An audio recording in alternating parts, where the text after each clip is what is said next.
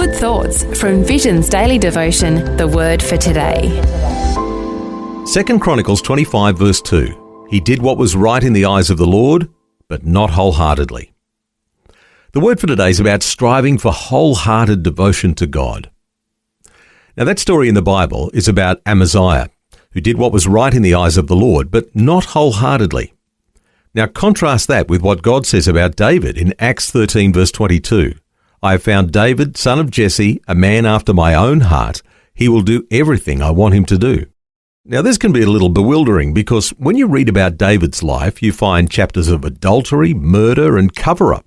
He's a disaster as a husband and inferior as a dad. But his heart is devoted to God. How do we know?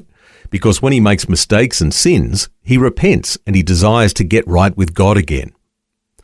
When David guided the return of the Ark of the Covenant to Israel, he danced before the Lord with all his might. He put his whole self into it. Now, if you wonder how that dance looked, the text reveals that it involved King David leaping and dancing before the Lord. The heart, in early history, was the core of a person.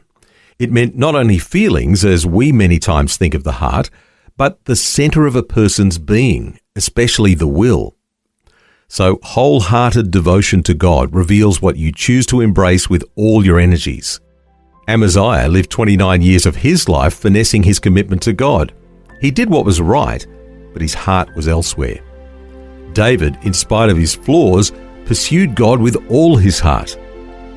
So strive for wholehearted devotion to God. That's Vision's Word for Today. The Word for Today, Australia's most widely read daily devotion. Read it, share it or subscribe. Free at vision.org.au or in the Vision app. Just another way Vision is helping you look to God daily.